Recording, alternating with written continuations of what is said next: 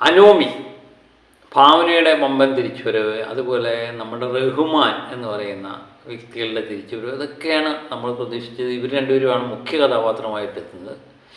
ചിത്രമായിട്ട് ബന്ധപ്പെട്ട് എനിക്ക് തോന്നുമ്പം ഓരോ സിനിമയെന്ന് പറയുന്ന ഓരോരുത്തർക്കും ഓരോ രീതിയിലാണ് അവരുടെ ഇഷ്ടങ്ങളും അവരുടെ കാഴ്ചപ്പാടും ഒക്കെ അല്ലേ.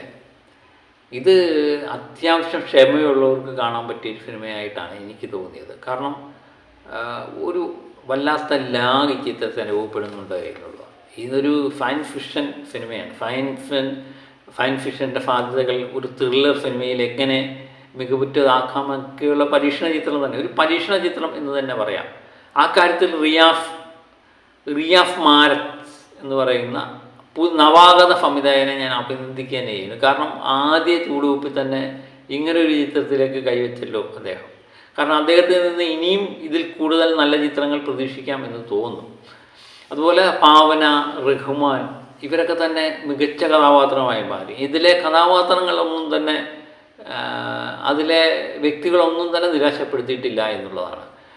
പല വ്യക്തികളും ഷിബിൻ ബെൻസണ്, അതുപോലെ വിഷ്ണു അഗസ്ത്യ, ഫുമിത്ത് നാവൽ, അർജുൻ ലാൽ, ബിനു പപ്പൻ ഇവരൊക്കെ തന്നെ മികച്ച കഥാപാത്രങ്ങളായിട്ട് എനിക്ക് തോന്നിയത്. എല്ലാവരും അവരവരുടേതായ റോളുകൾ മികച്ചതാക്കാൻ ഇവർക്ക് കഴിഞ്ഞിട്ടുണ്ട്. അതുപോലെ ഇതിൻ്റെ കഥ എന്ന് പറയുന്നത് ഒരു സംഭവം നടക്കുന്നു, ആ സംഭവത്തിനെ ബന്ധപ്പെട്ട് ഉള്ള അന്വേഷണമാണ് ചിത്രം. അത് രണ്ട് പാരലായിട്ട് സാറ എന്ന് പറയുന്ന നമ്മുടെ ഭാവനയുടെ കഥാപാത്രം ഒരു വശത്തു നിന്ന് ഒരു അന്വേഷണം ആരംഭിക്കുന്നു, മറുവശത്ത് നിന്ന് പോലീസ് ഓഫീസറായ റഹ്മാൻ്റെ കഥാപാത്രവും അന്വേഷണം ആരംഭിക്കുന്നു. അങ്ങനെ പാരലായിട്ട് രണ്ട് അന്വേഷണങ്ങൾ ഒരേ വിഷയത്തിൻ്റെ പേരിൽ ആണ് എന്നുള്ളതാണ് ഇതിൻ്റെ ഒരു പ്രത്യേകത. അതാണ് ഈ ചിത്രം പറയുന്ന കഥ. ഇതിൻ്റെ കൂടുതൽ എന്ന് പറഞ്ഞ് നമ്മൾ ചിത്രവുമായിട്ട് ബന്ധപ്പെട്ട കാര്യങ്ങൾ പുറത്തു വിടുന്നില്ല. ഏതായാലും ഈ ചിത്രം നമ്മൾ പ്രതീക്ഷിക്കുന്ന ഏറ്റവും വലിയൊരു നെഗറ്റീവായിട്ട് എനിക്ക് തോന്നിയതെന്ന് പറഞ്ഞാൽ ഇതിന് നമ്മളൊരു ത്രില്ലർ സിനിമ കണ്ടുകൊണ്ടിരിക്കുമ്പം നമുക്കൊരു എന്താ പറയുന്നത് ഒരു വല്ലാത്തൊരു വൈബ് ഫീൽ ചെയ്യണം. കാരണം ആ ചിത്രത്തിൽ എന്താണ് സംഭവിക്കാൻ പോകുന്നത് ഒരു സ്പീഡുണ്ട്. ഈ ചിത്രത്തിന് അത് കൈമോശം വന്നിരിക്കുന്നു എന്നുള്ളതാണ്. പ്രത്യേകിച്ച് ഒരു മിസ്റ്ററി ത്രില്ലർ വിഭാഗത്തിൽ രണ്ടാം പകുതിയൊക്കെ കടക്കുമ്പോൾ ഇതിനുള്ള പ്രശ്നം എന്ന് പറയുന്നത് കഥയുടെ മിതത്വവും അതുപോലെ കെട്ടുറപ്പൊക്കെ ഈ ചിത്രത്തിന് നഷ്ടപ്പെട്ടു എന്ന് തോന്നുന്നു.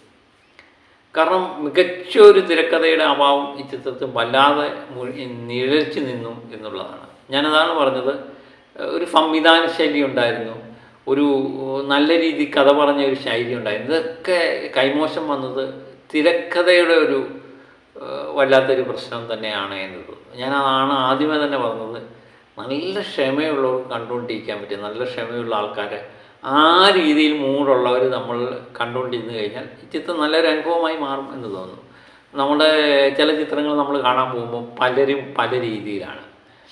പിന്നെ റഹ്മാനും ഭാവനയുടെയും ചിത്രം എന്നുള്ള രീതിയിലാണ് പ്രേക്ഷകർ തിയേറ്ററിൽ പോകുന്നത്.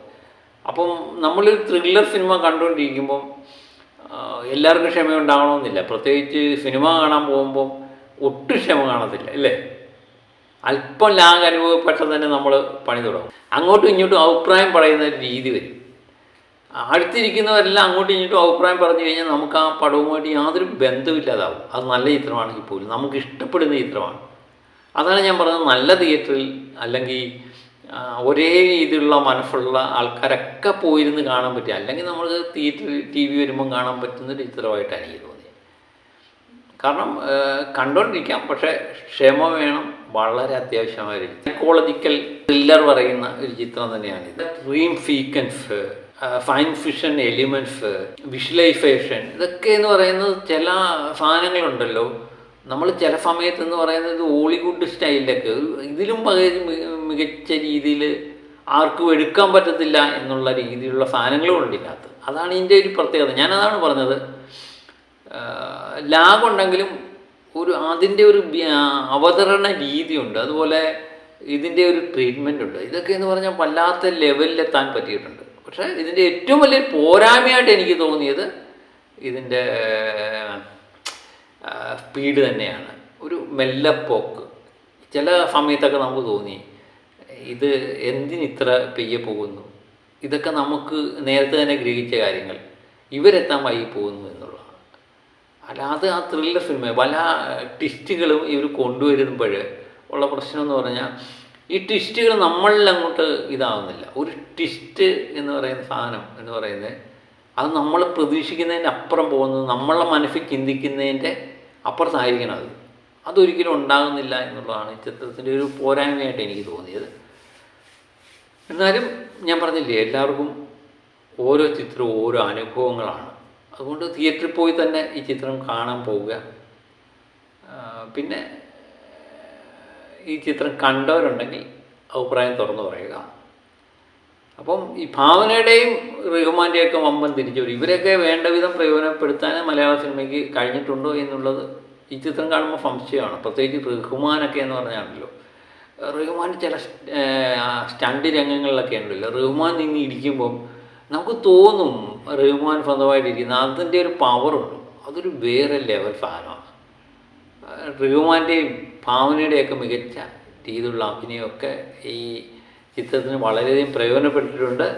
അപ്പോൾ അനോമി ചിത്രം കണ്ടവർ അഭിപ്രായം രേഖപ്പെടുത്തുക. അപ്പോൾ മറ്റൊരു വീഡിയോയുമായിട്ട് വീണ്ടും ഞാൻ എത്തും വരെ ഓക്കെ.